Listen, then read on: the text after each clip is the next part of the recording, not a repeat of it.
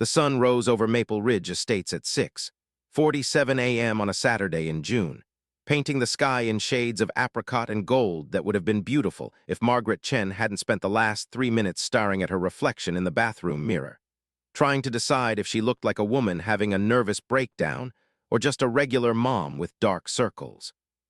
She was 32, though some mornings she felt 62. Her husband Derek had left for his golf tournament at 5:30 a.m. before the kids woke up, before the real chaos began. That was Derek's gift, impeccable timing. He'd married a woman and gotten a wife who handled logistics. She got a man who showed up for the highlight reel. Not that she was bitter, she was just tired. Downstairs, the kitchen had transformed overnight into what looked like an art supply explosion. Not that there had been an explosion. There was just Emmett, their 3-year-old son, and his new obsession with painting. Every surface had paint bottles, brushes, incomplete canvases, and dried palettes crusting over with the color of optimism gone wrong. Emma, their 7-year-old, had discovered the concept of artistic expression this week at school. And Emmett, as younger siblings do, had decided that expression meant trying everything his sister did but louder and messier.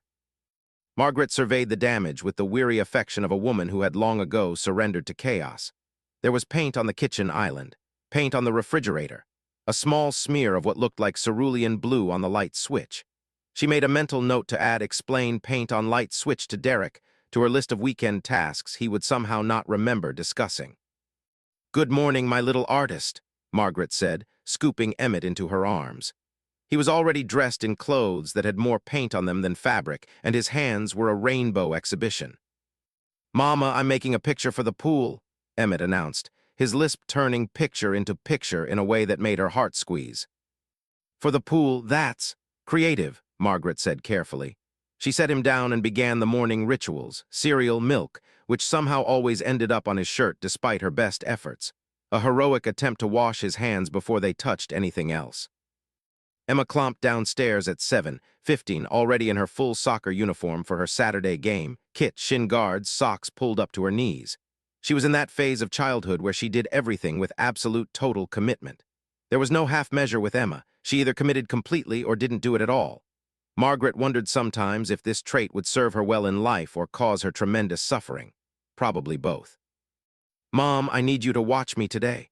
Dad promised he'd be there, but he's at golf," Emma said without preamble, no hello, just the urgent business of her existence. "I know, honey. I'll be there. Front row, my usual spot," Margaret said, feeling the familiar tension of trying to be in 2 places at once. She'd take Emmett to Emma's soccer game. She'd sit on the sidelines with the other parents and pretend to care about the score while Emmett tried to eat the grass and ask approximately 8,000 questions about why the line was white and not another color. "You always say that, but you're always looking at your phone," Emma said with the brutal honesty of second graders everywhere. "You're right. I'll put my phone away," Margaret said, making a mental note that she would absolutely have her phone available because Derek always texted about whether she'd picked up his dry cleaning or if she could confirm his 3 p.m. tea time. The morning proceeded with the kind of organized chaos that Margaret had learned to navigate. She got Emma fed, packed a small bag of entertainment supplies for Emmett, coloring books, crayons, a tablet with a downloaded episode of a show that was somehow both annoyingly catchy and educational, and did a final sweep of the house to make sure nothing was actively on fire. The neighborhood was just waking up as Margaret loaded the kids into the car at 8:45 a.m. Maple Ridge Estates was one of those planned communities that had the kind of perfection that required constant maintenance. Every house was built within a specific price range. Every lawn was maintained to exact specifications. Every car was generally less than 7 years old. The whole place was like a suburban theme park where the theme was everything is fine and always will be fine. Margaret's house fit the aesthetic. It was a 2,400 square foot colonial with a 2-car garage, a modest front lawn, and a backyard that opened onto the community pool area. The pool was technically shared by all 62 homes in Maple Ridge, which meant technically it belonged to everyone and practically it belonged to the HOA. The HOA was managed by Richard Thornton, who was a retired CFO with a particular gift for seeing violations where no violations existed and a particular grudge against anyone who deviated from the community standards even slightly. He had sent Margaret a formal letter about her garbage cans being visible from the street for 45 minutes on Tuesday. 45 minutes. He'd actually timed it. The soccer field was a 15-minute drive away, nestled in the town park alongside 3 other fields where weekend children's sports happened like a carefully choreographed ballet of parental obligation. Margaret found her usual spot in the bleachers, extracted Emmett, and tried to position him so he could see his sister, but not throw dirt in other parents' hair. Emma's team was called the Forest Friends, which Margaret found mildly offensive on a personal level. But Emma wore her green jersey with pride, and that was what mattered. The game started at 9:15, and by 9:47, Emma had attempted to score once, missed, collided with an opposing player, no foul, and spent most of the time running in the general direction of the ball while looking confused about the rules despite having played soccer since age 4.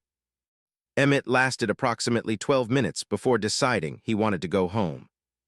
"Emmett, your sister's playing," Margaret said, not taking her eyes off the field. "I want to go home and paint," Emmett whined, with the kind of commitment Emma brought to soccer. He had discovered painting this week, and it had become his entire personality. "We can paint after we watch Emma. Games are 30 minutes. "But I want to paint now." Margaret had learned that this was the moment where she could either stand firm and endure 30 minutes of intermittent whining, or find a compromise and teach her son that persistence paid off. She chose the compromise, as she often did, which probably explained why her house looked like an art supply store had exploded. "Okay, we'll leave after this game, but we're staying to watch the rest, okay? Emma needs us." Emmett, who was 3 and had no concept of what Emma needed, accepted this and settled down with his tablet, which Margaret had brought because she was a realist about the limits of childhood attention spans. The rest of the game passed in a blur of whistles, cheers from other parents, and periodic questions from Emmett about whether it was time to go home yet. Emma's team won 3-2, which meant Emma felt like a winner despite having contributed approximately 0 goals. Margaret cheered appropriately, gave Emma a celebratory hug, promised they'd get ice cream later, and extracted the kids from the field by 10:50 a.m. The drive home took 15 minutes. Emmett spent the time humming tunelessly and kicking his feet. Emma spent the time already thinking about her next game and asking if she could try out for the travel team, which would require approximately 8 hours a week of Margaret's time starting in August. "Let's talk about it," Margaret said, which was her way of saying, "Let me talk to your father about this and see if we can afford the additional mental breakdown." Home again by 11:15. The house had that particular quiet of early Saturday afternoon, where the neighborhood had settled into its own routines, and the only sounds were the distant hum of lawnmowers and the occasional dog bark. Margaret pulled into the garage, parked, and opened the side door to the backyard where she kept the large plastic bins of the kids' art supplies. This had seemed like a good idea in May. Now in June, with paint bottles multiplying like rabbits, it felt less like a good idea and more like enabling a small person's passion for destruction. She'd set up a table by the pool area, a rickety plastic folding table that Derek had brought home from a garage sale.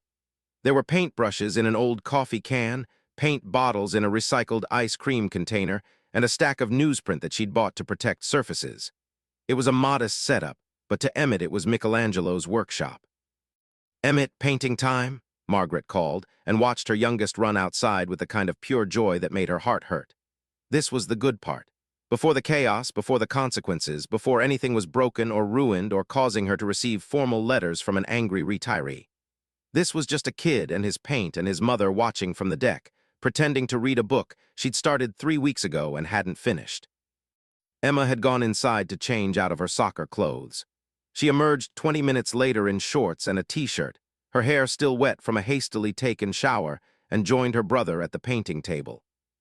"Emma, you're going to get paint on your clothes," Margaret said without conviction, knowing Emma wouldn't listen, knowing Margaret herself wouldn't enforce it. "It doesn't matter.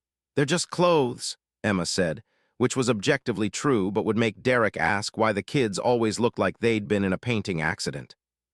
They painted together in the way of siblings, Emma creating something vaguely intentional, a house, maybe, or a very abstract forest, and Emmett creating something entirely exploratory, which was paint applied with the enthusiasm of someone discovering color for the first time.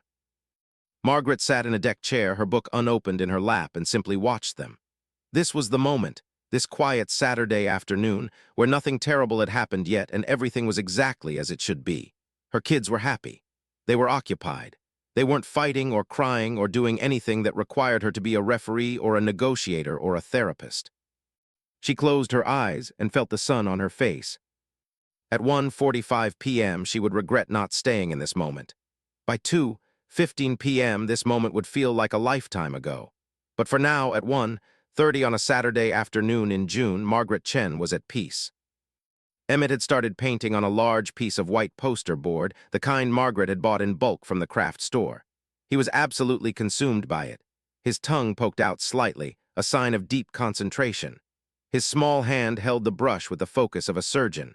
He was making what appeared to be a sun, a yellow circle with rays shooting out in all directions. "That's beautiful, Emmett," Margaret called out. Emmett didn't respond, too focused on his work. Emma had already moved on from painting and was now playing with the hose, filling buckets with water and creating an impromptu water feature in the sandbox. The afternoon was perfect and ordinary, and exactly what a Saturday should be. Until it wasn't. "Mama, look," he called, holding up his poster board. "I painted the pool." His poster was, indeed, a representation of something watery. It was blue in some places, a murky brown in others, and covered with abstract splashes that could have meant anything. Margaret had learned not to ask children to explain their art because the explanation was usually more confusing than the art itself. "It's wonderful, baby. What a great pool," Margaret said. Emmett stared at the painting for approximately 30 seconds, then appeared to make a complex internal decision. His face scrunched up in thought. He looked at the poster. He looked at the actual pool, gleaming behind them, visible through the black iron fence that separated the yards from the community area. Then, in a moment that Margaret would replay approximately 8 million times in the coming weeks, Emmett looked at the plastic bins of paint bottles arranged on the grass beside the folding table. "Mama, can we paint the real pool?" he asked. Margaret, who was in the middle of composing a mental grocery list and not paying full attention, gave the automatic parent response to most questions. "Maybe later, buddy." "Now," Emmett pressed, with the persistence of a toddler who had just discovered the concept of negotiation. "Emmett, we can't paint the real pool. The pool is for swimming," Margaret said, turning a page in her book that she still wasn't reading. "Your painting is for the poster board." Emma had wandered back over, water dripping from her hands. "Actually, what if we did paint the pool? Like, what if we made it into an art project? That would be kind of cool." "We are not painting the community pool," Margaret said, with the kind of finality that she thought closed a discussion. She was wrong. She was so wrong. What Margaret didn't know, what she couldn't have known, because she was a woman trying to read a book and manage 2 children and think about dinner simultaneously, was that Emmett had developed a theory about liquid. He had a vague understanding that paint came in bottles, and that bottles could be emptied. He had, in fact, watched his mother empty paint bottles into a trash can just that morning when she'd cleaned up the kitchen. He knew that paint was a substance that moved from one place to another. What Emmett didn't understand was consequences. What Emmett didn't understand was property ownership or HOA regulations or the fragile ecosystem of suburban politics. What Emmett understood was that there was a pool, and he had paint, and his sister had suggested, in the abstract way of children, that this was a viable project. What Margaret didn't notice was that Emmett had gone very quiet, very still, the kind of quiet that parents learn to recognize as dangerous, but only after it's too late.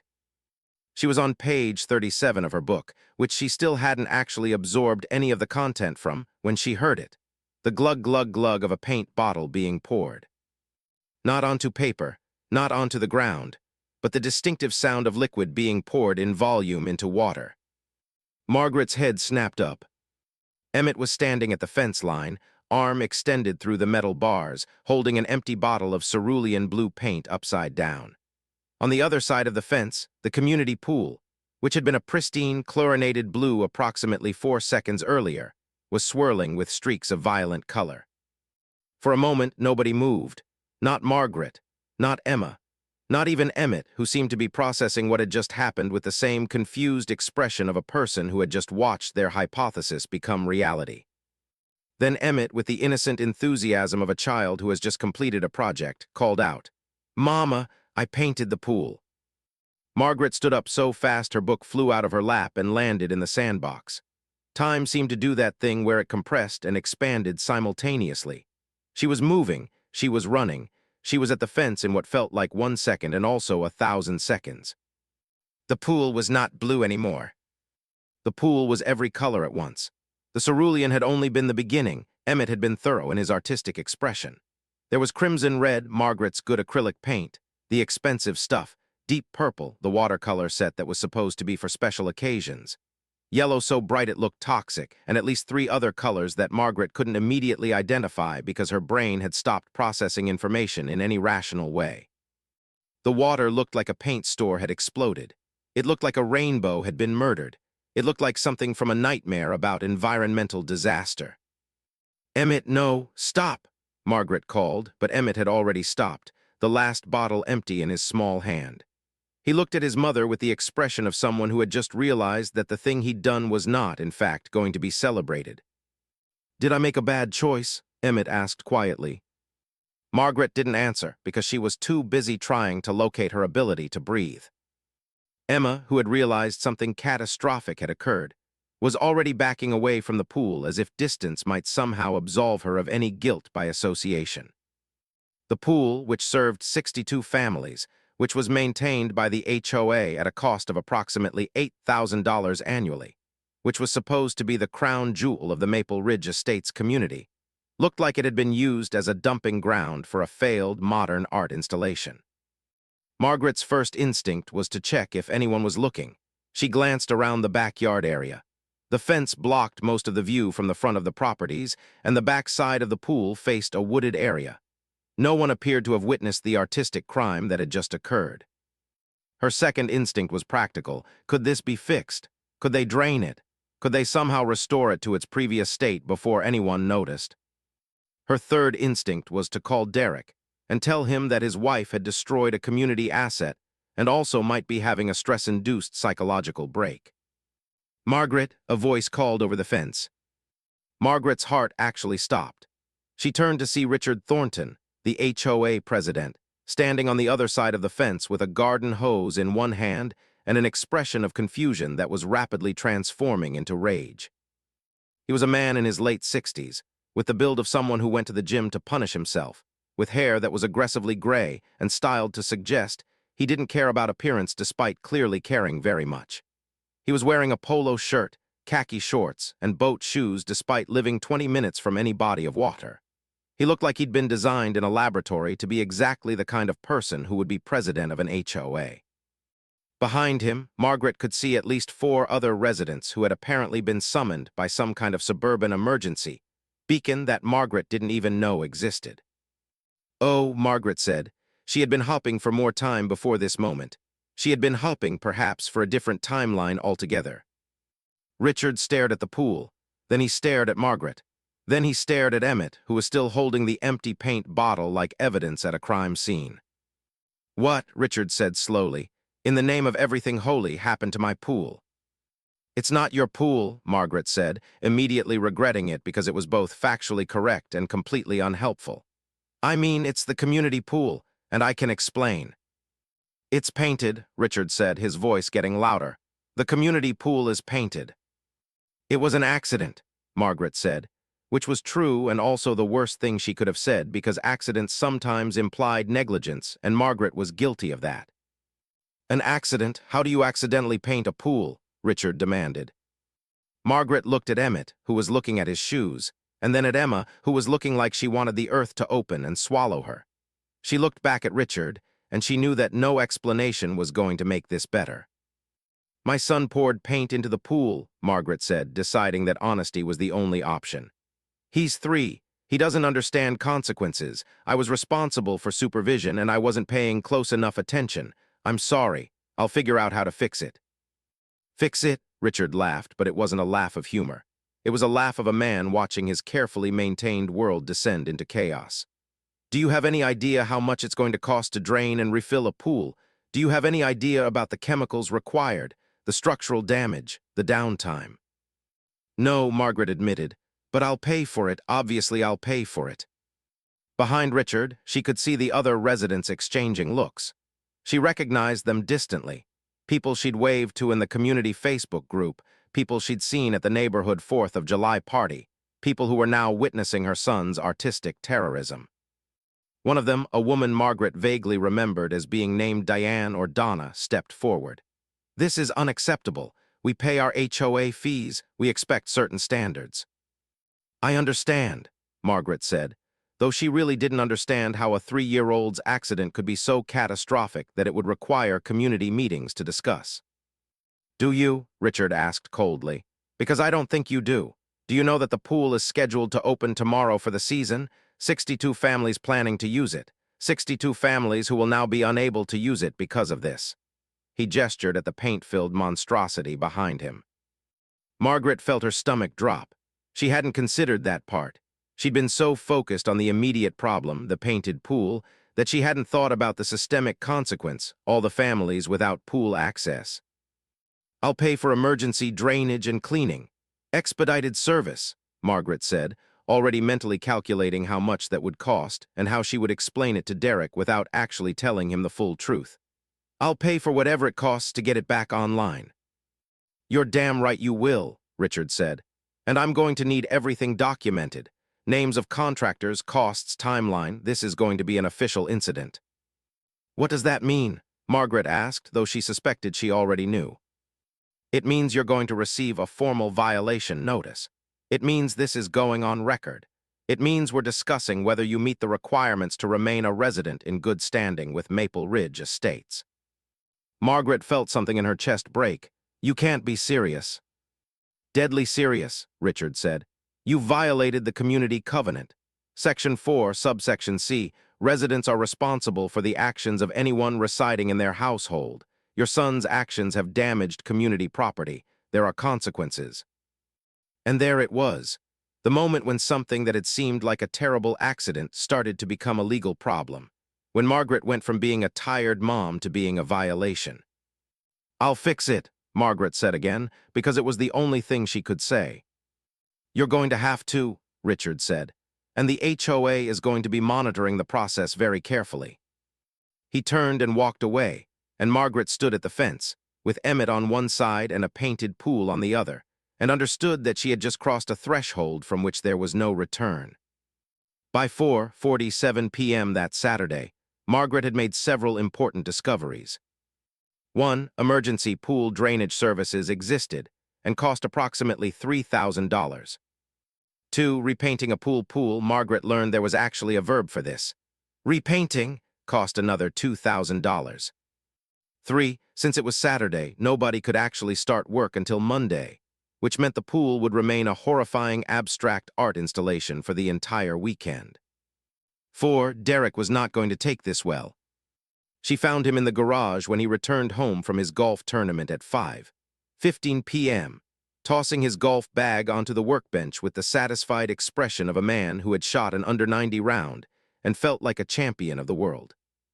"Hey, how was Emma's game? She score?" he asked before Margaret could even form words. "Emma scored 1 goal actually. Well, the team did. Emma was involved," Margaret said, which was technically accurate. "But that's not." Derek, something happened. His expression shifted from champion of the world to man who knows bad news is coming. "What happened?" "Emmett poured paint into the pool, all of it, like multiple bottles. The entire pool is now painted." Derek stared at her. "I'm sorry, what?"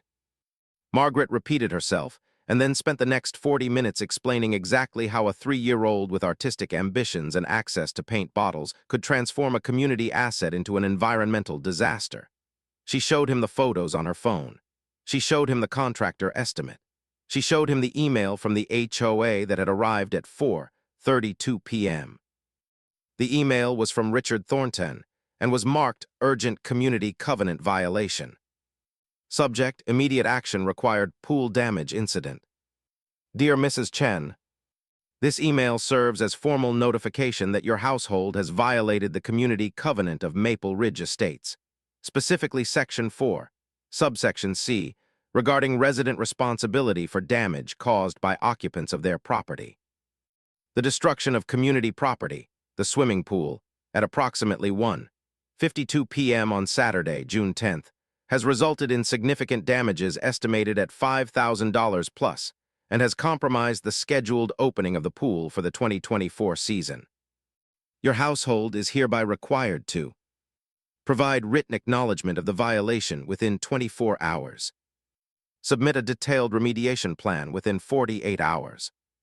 Provide proof of payment for all repair costs within 7 days. Submit to an HOA inspection upon completion of repairs. Failure to comply with these requirements may result in escalation of violation status, fine and fees imposed by the HOA, possible legal action, potential removal from the community. This matter will be discussed at an emergency HOA meeting scheduled for Tuesday, June 13th at 7 p.m. Your household is invited, strongly encouraged, to attend.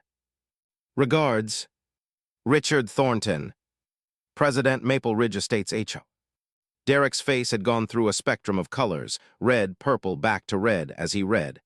They're threatening to make you leave over an accident. Over a violation, Margaret said quietly. According to Richard, I'm responsible for Emmett's actions, which technically I am. You're also the mother of a 3-year-old who made a bad decision. Children make bad decisions, Derek said, packing around the garage. This is insane. This is completely disproportionate. Welcome to suburban politics, Margaret said, and she realized she was starting to laugh, the slightly hysterical kind of laughing that came when situations became absurd enough. Welcome to the HOA. Okay, let's think about this rationally, Derek said, switching into his work problem-solving mode. We pay for the repairs, we document everything, we go to the meeting, we explain that this was an accident caused by a young child. They'll see reason. They have to see reason. Do they, though? Margaret asked. Richard looked like he was considering whether he could have us publicly executed. I think he would have if he thought he could get the votes. One asshole with a vendetta doesn't get to make the decision, Derek said, but he didn't sound entirely confident. The rest of Saturday evening proceeded in a kind of exhausted blur. Margaret made dinner, pasta, because nothing else felt manageable. She got the kids ready for bed, listening to Emmett apologize repeatedly for making the pool pretty when it shouldn't be pretty. She sat on the edge of his bed while he processed the fact that his artistic expression had caused a community crisis. Mama, am we moving? Emmett asked at one point, his voice small in the darkness. No, baby, we're not moving, Margaret said, not entirely sure if that was true. You just made a mistake. Everyone makes mistakes. I made a big mistake, Emmett said. You did, but it's going to be okay. She wasn't sure if she believed that. By Sunday morning, the situation had evolved from crisis to war. The Maple Ridge Estates Facebook group, a place where Margaret usually saw posts about lost pets and recommendations for lawn care services, had exploded into a full ecosystem of chaos. There were now 3 different threads discussing the pool incident. Some residents were sympathetic. Many were not. Richard had not posted himself, but his wife Barbara had posted a comment on the main thread. Some people don't seem to understand that community living requires community standards. The implication was clear. Margaret was the kind of person who didn't understand community standards. There were also residents defending her. A woman named Jennifer, who Margaret had never spoken to in person, posted, "She's a mother of 2 kids under 8. Have we all forgotten what that's like? Kids do wild stuff. Be kind." But most of the comments fell somewhere in the middle, between cautious empathy and concerned judgment. By Monday morning, the reality was in motion. The contractors had been hired, the pool had been drained, and the whole neighborhood could see the vast empty basin in all its tragic glory. The HOA had apparently sent out a community-wide email explaining the situation, which meant that everyone who wasn't already aware of the incident was now explicitly aware of it. Margaret took Emmett to preschool on Monday morning, and she felt every eye on her in the parking lot. Parents she'd chatted with during pickup suddenly couldn't meet her gaze. One woman, Sarah, who had a daughter in Emma's class, turned completely around in line to avoid her. By Monday afternoon, the pool contractors had begun the chemical treatments and scrubbing. The paint seemed to come off slowly, like the pool was reluctantly releasing its accidental art installation. Margaret stood at the fence with Emma, watching the workers spray and scrub and treat the water. "Mom, I'm sorry I suggested painting the pool," Emma said quietly. "This is kind of my fault, too." "No, honey, this is not your fault," Margaret said firmly. "You made a joke. Emmett took it literally. That's not the same thing as being responsible. But Emma didn't look entirely convinced, and Margaret realized that this incident was going to leave marks on all of them. By Monday evening, Derek had hired a lawyer, just in case. This was the moment when Margaret understood that Derek took this seriously, that her comfortable suburban life had somehow become litigious. "We're not going to need a lawyer," Margaret said when she saw the bill. "Maybe not," Derek agreed, "but if we do, I want to be prepared." The HOA meeting was scheduled for Tuesday at 7 p.m. Margaret had spent the entire day preparing a speech. She'd written it out by hand, then typed it, then read it aloud to Derek multiple times. It was an apology mixed with explanation mixed with a request for understanding. It was approximately 4 minutes long, which she'd timed. She was going to cry during it, probably. She was okay with that. She'd also hired a pool restoration company to present an estimate for the repairs and provide a timeline for completion. She'd documented everything. She'd prepared receipts and photos and a comprehensive plan for how this would be resolved.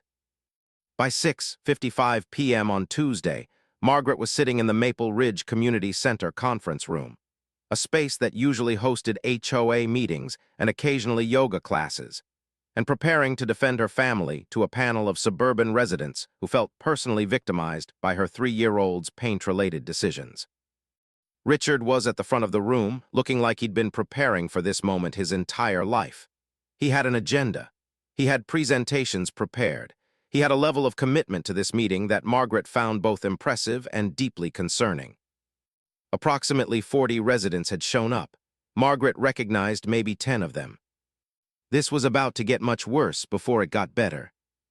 The Maple Ridge Community Center conference room smelled like old coffee and the particular brand of institutional carpet cleaner that all such rooms seemed to utilize. Margaret sat in the front row, Derek beside her, both of them looking like they were about to face a firing squad. The back rows were filled with neighbors, some of whom looked sympathetic, most of whom looked like they were expecting entertainment. Richard called the meeting to order at 7:04 p.m., which was exactly 4 minutes late. Everything about Richard was precise. "We're gathered here tonight to discuss a serious matter regarding property damage and community covenant violations," he began, his voice carrying the gravitas of a man who believed this was genuinely serious. "On Saturday, June 10th, at approximately 1:52 p.m., a child residing at 427 Maple Ridge Drive made the decision to pour multiple containers of paint into our community swimming pool." He paused for effect. In the silence, Margaret could feel every eye on her. This act resulted in the complete contamination of our primary community amenity and necessitated an emergency drainage and restoration process.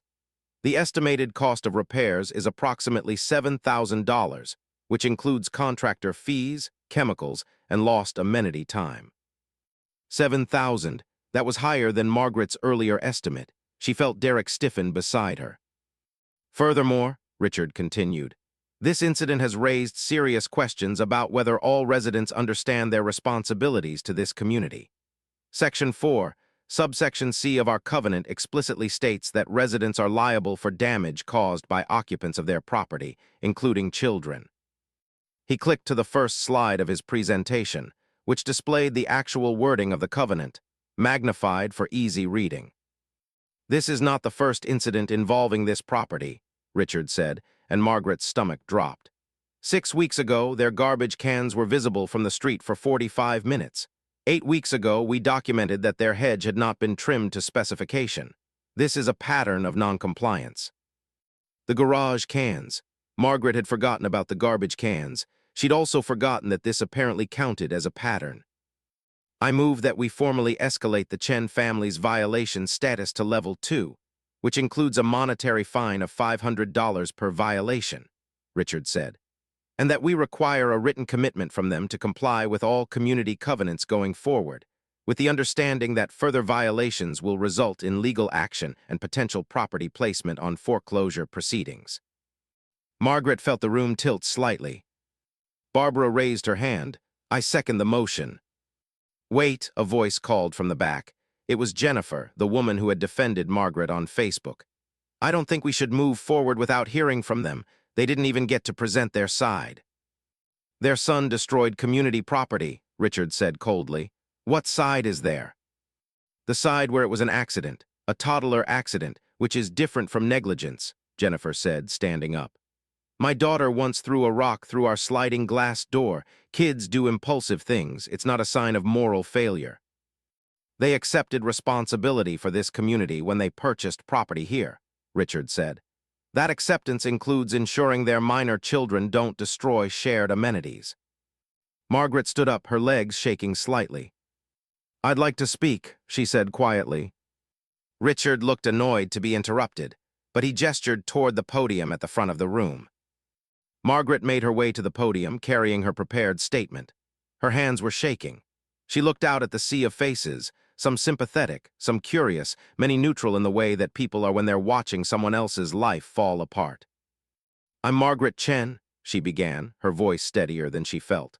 I want to start by saying that I take full responsibility for what happened on Saturday. I was supervising my children, but I wasn't paying close attention.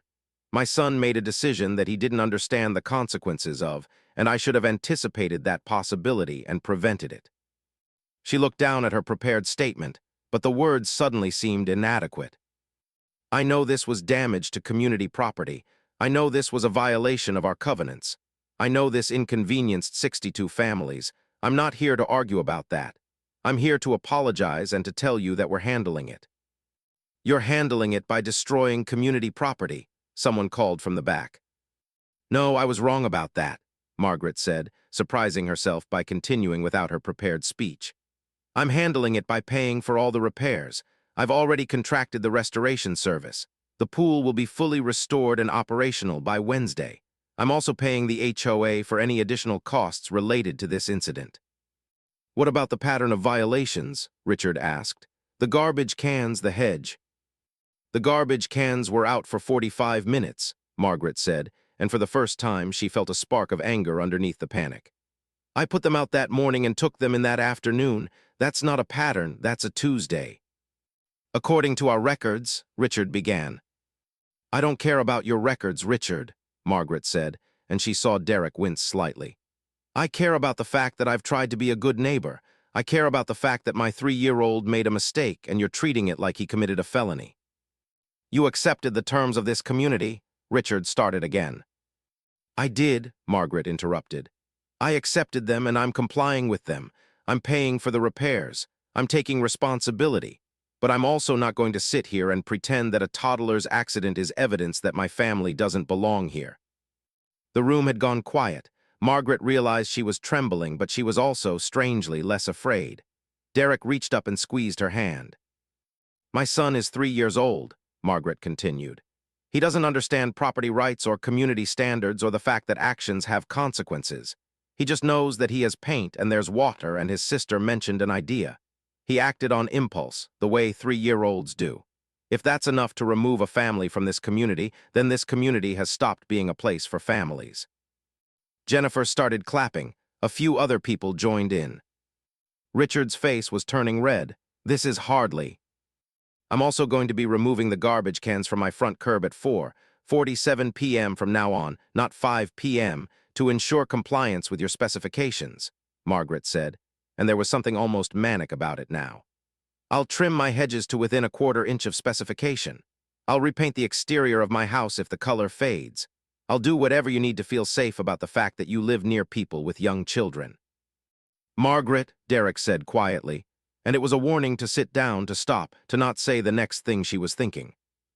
But Margaret had been quiet for so long.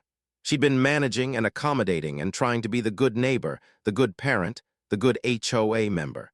She'd been accepting violation notices about garbage cans like it was normal. She'd been terrified that her family would be kicked out over an accident. I will pay for the pool repairs, Margaret concluded, and I will comply with the community covenants, but I'm also going to expect basic human decency in return. My family deserves to live here. We deserve to not be treated like criminals because my toddler had an accident. She stepped back from the podium, walked back to her seat and sat down. For a moment, nothing happened. Then Jennifer stood up and applauded, and this time more people joined. Not everyone. Richard looked actively hostile, and Barbara was checking her watch like she had somewhere more important to be. But enough people that Margaret understood she'd said something that resonated. I move we table this discussion, Jennifer said. The Chens have paid for repairs, they've accepted responsibility, and they've committed to compliance. Let's move on. Someone seconded it. Richard looked like he wanted to argue, but he'd been outvoted. The meeting proceeded, but the immediate crisis had passed. The Chen family would not be facing escalated fines or foreclosure proceedings. They would, however, be the subject of whispered conversations for months. As the meeting concluded and people filed out, some stopped to speak to Margaret. Most were sympathetic in that quiet way of people who hadn't wanted to speak up but appreciated that someone had. Jennifer actually approached them. That was brave, Jennifer said. Richard's been like that since he became president, thinks he's running a corporation instead of a neighborhood. You were right to call him out. I probably should have been more diplomatic, Margaret said. Maybe, Jennifer agreed. But diplomacy wasn't working. Sometimes people need to know that they're being unreasonable. Derek and Margaret drove home in silence. The pool, when they passed it, looked empty and sad, a void where there should have been water. The restoration company was scheduled to begin filling it on Wednesday morning. In the car, Derek reached over and squeezed Margaret's hand. That was something, he said. That was a disaster, Margaret corrected.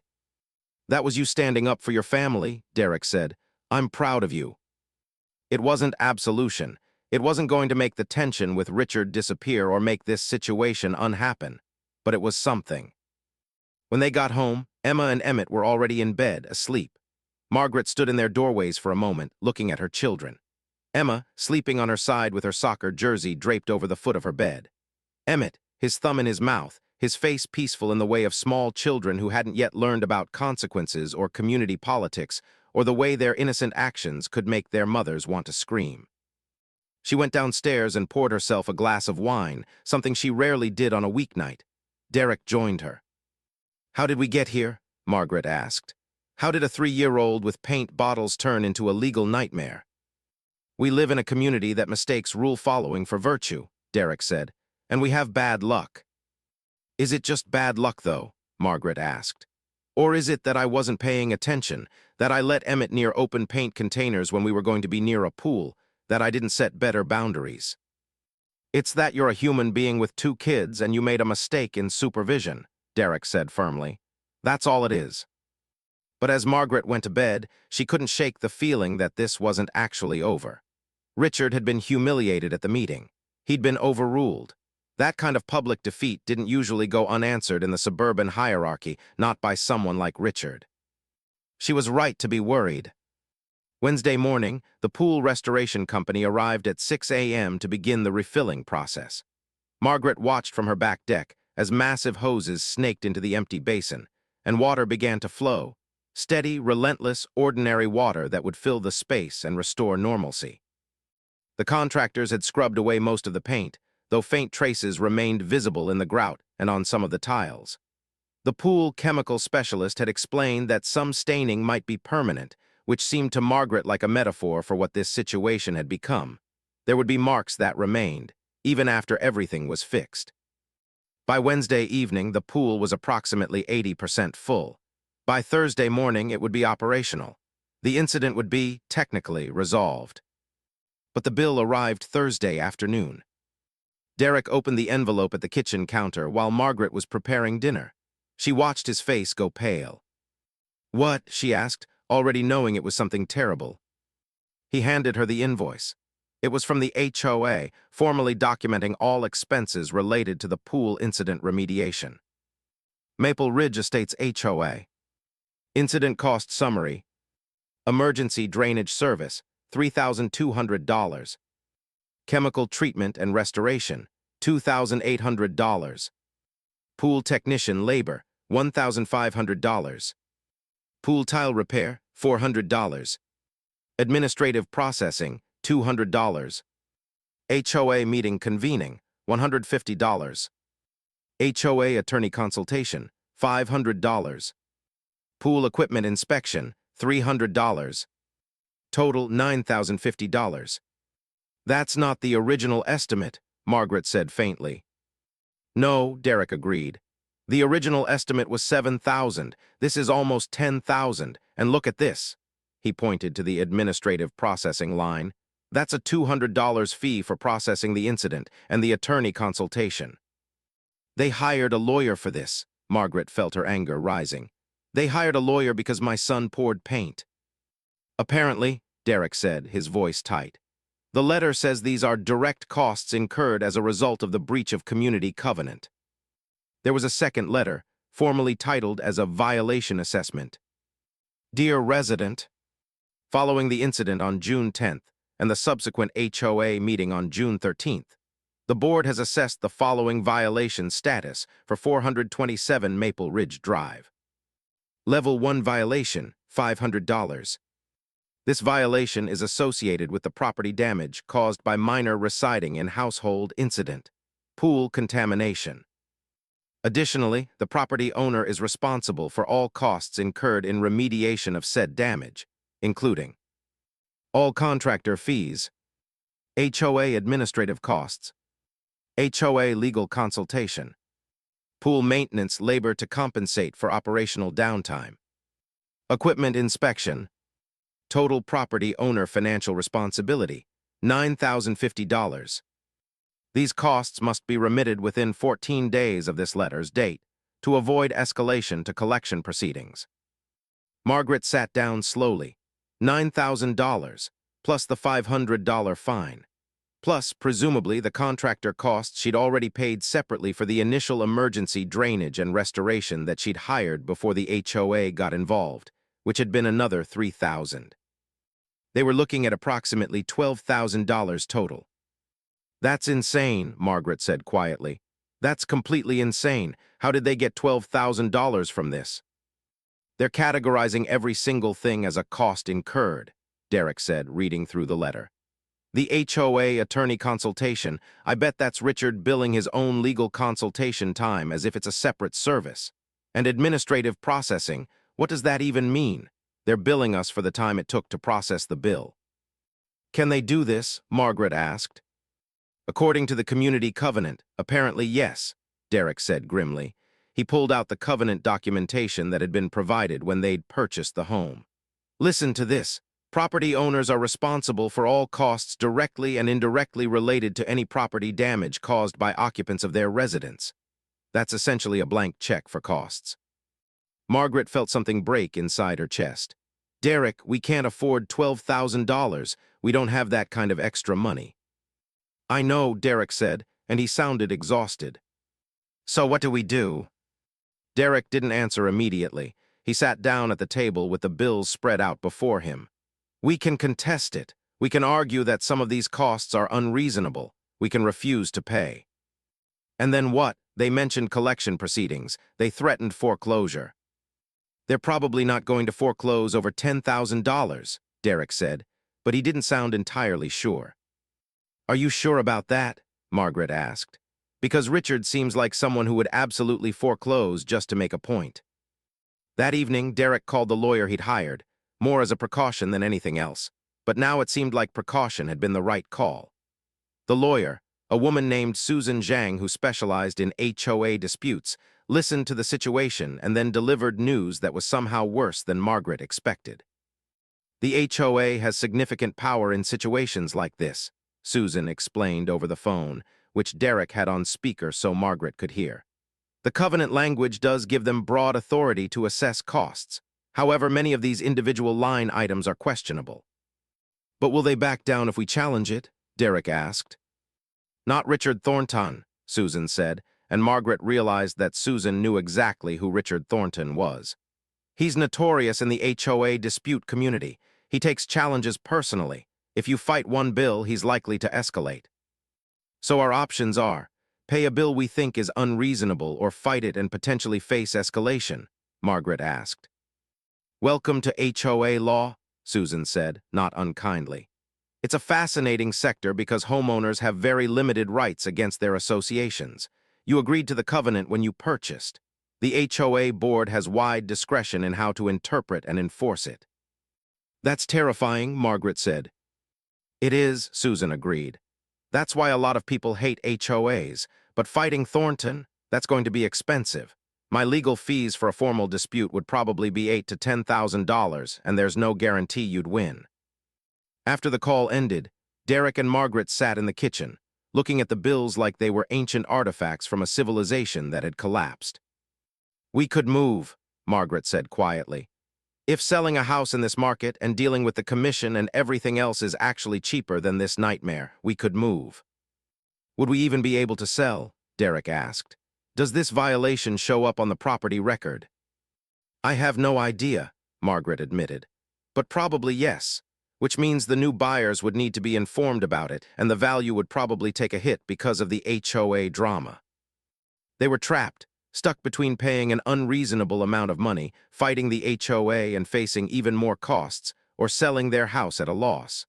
None of the options were good.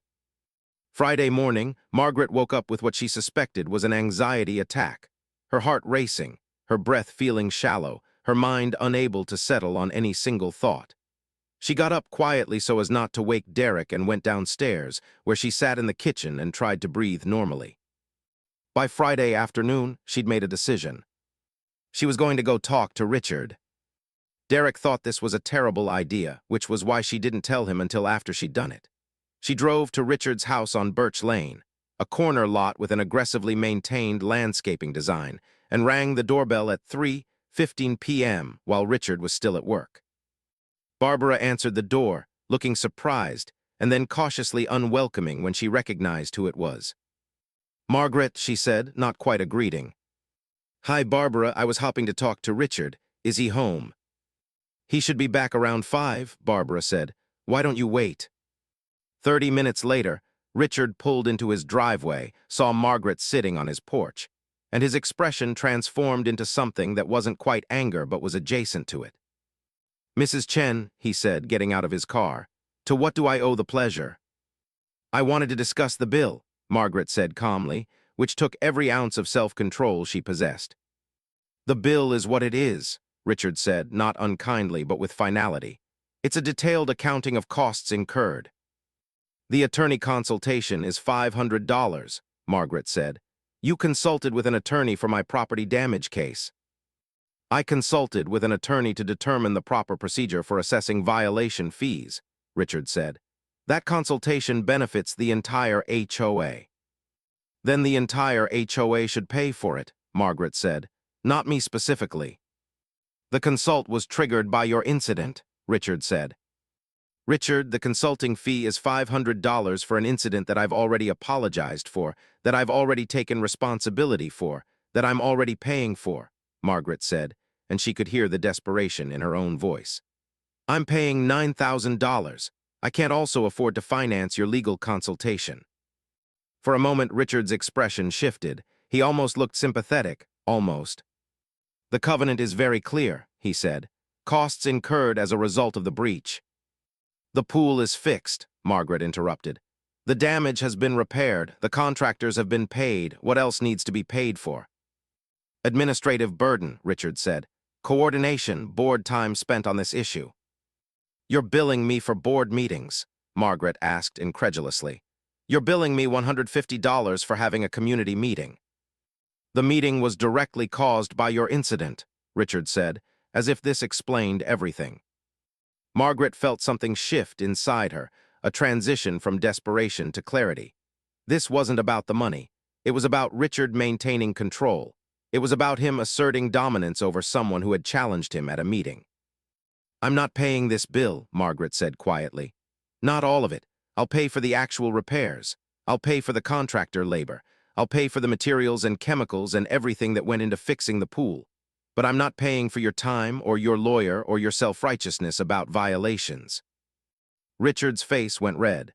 "If you don't pay, I have authority to place a lien on your property. I can pursue legal action. I can potentially force foreclosure proceedings."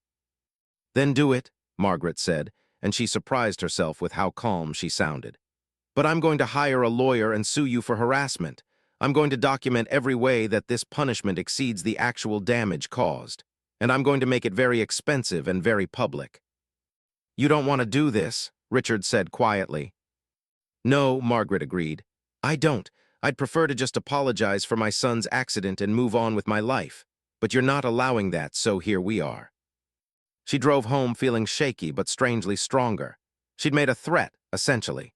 She'd challenged Richard directly, without the buffer of the HOA meeting or the mediation of lawyers.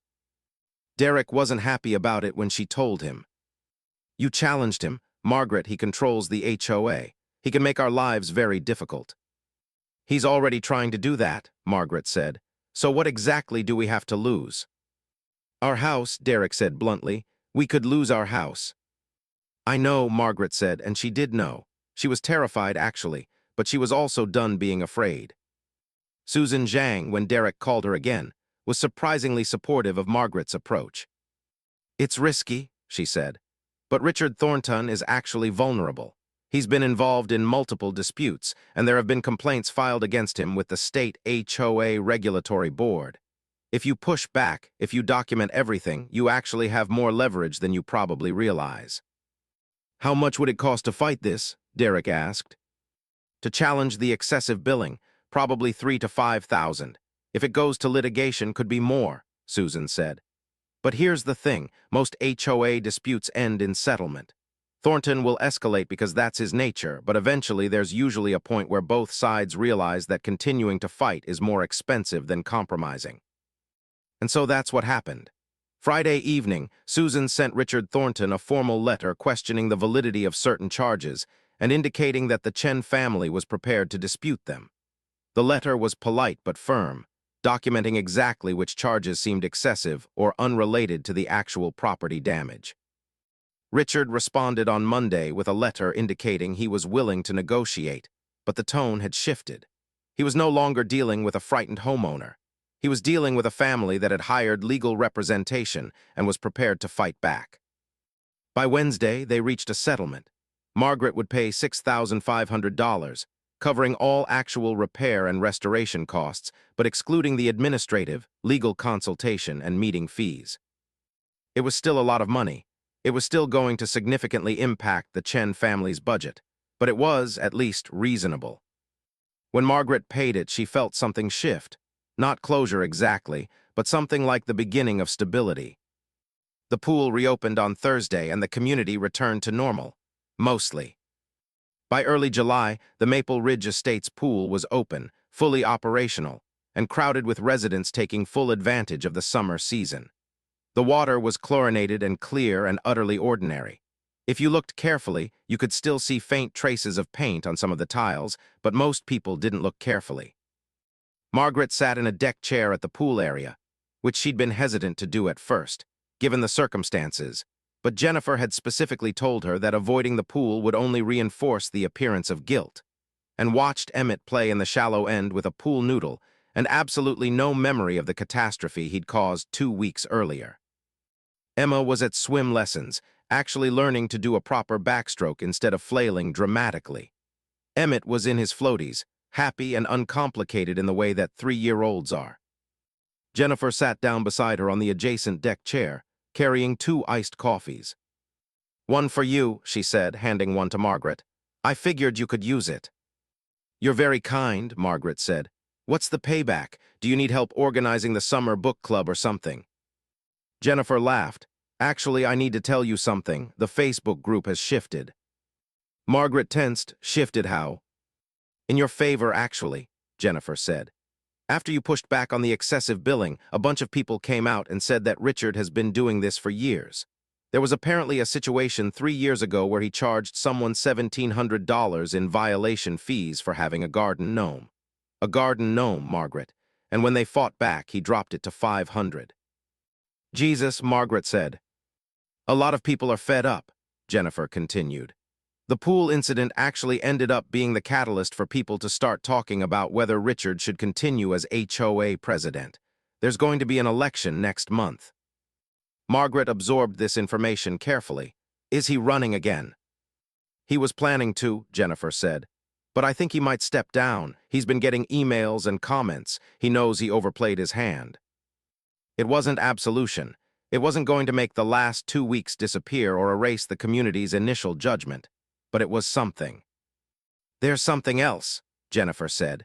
She pulled out her phone and showed Margaret a message from the Maple Ridge Facebook group. It was from a woman Margaret didn't immediately recognize, posted that morning. "I just want to say that I think Margaret Chen handled an impossible situation with grace. Yes, her son made a mistake, but she owned it, she paid for it, and she stood up for her family when she was being treated unfairly. That takes courage. I'm sorry for initially judging her. We've all had moments where our kids did something mortifying. Let's be better to each other. The post had 47 likes and numerous supportive comments. The community's coming around, Jennifer said. Not everyone. Richard still has his supporters, but the narrative has shifted. Later that afternoon, after they'd left the pool and Margaret had returned home, she found an envelope in the mailbox. It was from the HOA, but it wasn't a violation notice. It was an invitation to join the HOA board as an at-large member, with a note from Barbara Thornton saying, "We could use someone with your perspective." Margaret actually laughed when she read it. The irony was almost too perfect. She declined the invitation, politely, with a note saying that she appreciated the offer but wasn't interested in HOA politics. What she was interested in was moving forward. In the weeks that followed, life returned to something approaching normal. The Chens attended community events. Emma continued with her soccer. Emmett attended preschool and had largely forgotten about paint. Margaret paid off the settlement amount with a combination of savings and a small loan from her parents, which she considered carefully and decided didn't constitute total failure. Derek and Margaret had several conversations about moving, but they ultimately decided to stay. It wasn't because the drama had entirely resolved. There was still tension, there were still glances, there were still people in the community who believed that Margaret's son had set a dangerous precedent. But there were also people like Jennifer who'd chosen kindness over judgment. In late July, Richard Thornton announced that he was stepping down as HOA president, citing health concerns and the desire to enjoy his retirement. He would be replaced by a woman named Carla Morton, who had a reputation for being reasonable and actually understanding that HOAs existed to serve residents, not to enforce arbitrary control. At Emmett's preschool, his teacher pulled Margaret aside during pickup one afternoon in August. "Emmett's had a really good month," Miss Patricia said. "He's really grown in his ability to understand consequences and to think about how his actions affect other people. At first, after the pool incident, he was quite withdrawn, but he seems to have processed it in a healthy way." "He's 3, Margaret said. "I'm amazed he processed it at all."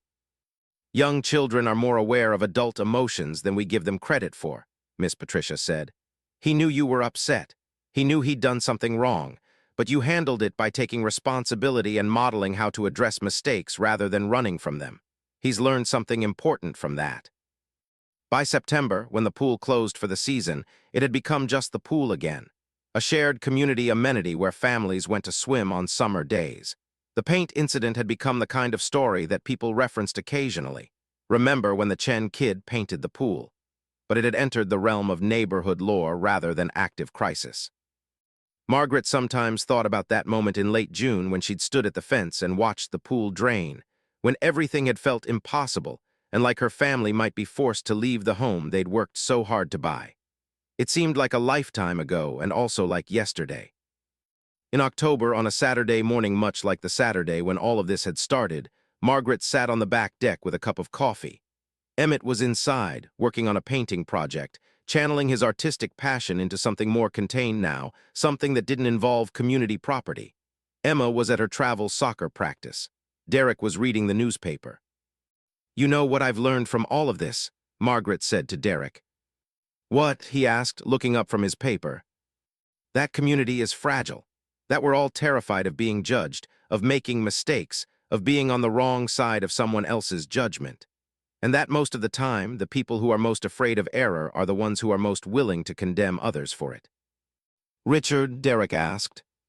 "Richard," Margaret confirmed. "But also me. I was terrified of violating the rules. I was terrified of being judged. I was willing to accept completely unreasonable punishment because I felt like I deserved it. But I didn't. My son made a mistake. That's not a moral failing on my part. It's just part of living with a 3-year-old. "Have you forgiven yourself?" Derek asked. Margaret considered this carefully. "I'm working on it. I'm trying to be the kind of person who can own mistakes without destroying myself in the process." "That's a good goal," Derek said and squeezed her hand. In November, 2 days before Thanksgiving, Margaret received an unexpected visitor. It was Richard Thornton on her porch, holding a casserole dish. Margaret opened the door cautiously, unsure if this was an ambush. "Mrs. Chen," Richard said awkwardly, "I wanted to apologize, not officially, not from the HOA, but personally." Margaret blinked at him. "I was harsh," Richard continued. "I escalated a situation that didn't need escalating. Your son had an accident. I treated it like a criminal act. That wasn't fair." "No," Margaret agreed, "it wasn't." "Barbara said I was being a tyrant," Richard said, with what seemed like actual self-awareness. "She said if I was in your situation, I'd want grace, not judgment. And she was right. I was power-tripping, if I'm being honest. I was using the HOA to feel important, and I used your situation to exercise control." Margaret didn't know what to say to this. She'd prepared speeches for a confrontation that wasn't happening. "I brought you a casserole," Richard said, offering the dish.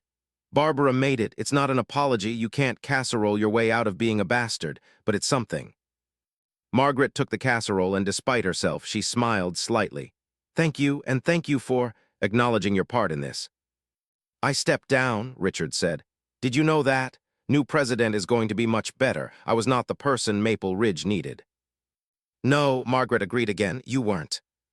After Richard left, Margaret stood in her kitchen, looking at the casserole, and felt something shift inside her chest. It wasn't forgiveness, exactly. She wasn't quite there yet. But it was something like the beginning of understanding. People were complicated. They could be wrong and defensive and power-hungry, and also capable of recognizing their mistakes. They could cause pain and also try to repair it. Community wasn't simple or clean. It was messy and difficult and required constant negotiation of whose needs mattered and how much we were willing to extend grace to each other.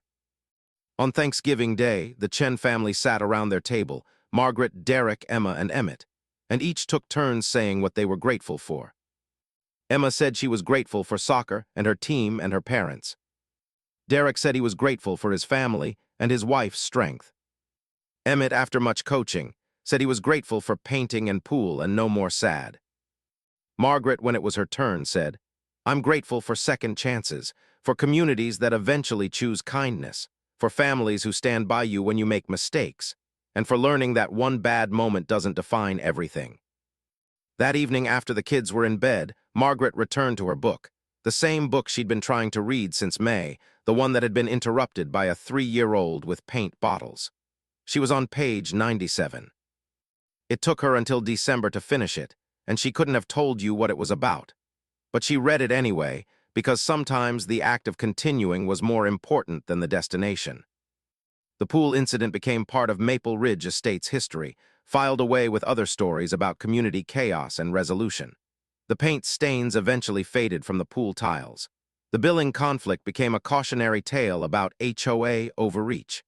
Richard Thornton retired from community service entirely. And Margaret Chen, tired suburban mom with 2 young children and a complicated relationship with her neighborhood, learned that survival sometimes looks like standing up, sometimes looks like backing down, and sometimes looks like being willing to live with ambiguity and imperfection. On a cold Saturday in December, Margaret took Emmett to the store to buy new paint brushes and fresh canvases. They set up in the garage this time, away from pools and community amenities and anything that could trigger a crisis. "Mama, can I paint?" Emmett asked, looking up at her with complete trust.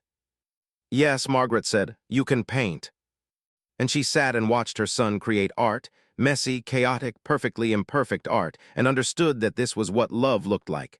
Not judgment, not escalation, not using power to enforce control.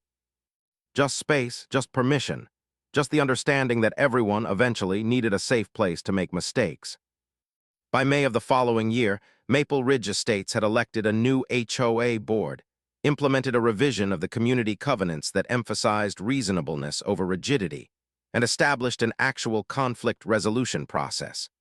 The pool had been operating without incident for an entire year. Richard Thornton had moved to a gated community in Florida, where he could pursue his passion for rule enforcement without the complications of trying to control people who actually had lawyers and self-respect. The paint incident was referenced occasionally at community gatherings, but usually with humor rather than recrimination. It had become the story that people told to explain why they'd pushed for HOA reform. Margaret Chen had settled into her neighborhood, not with complete comfort, but with the understanding that she belonged there, mistakes and all. Her kids were happy.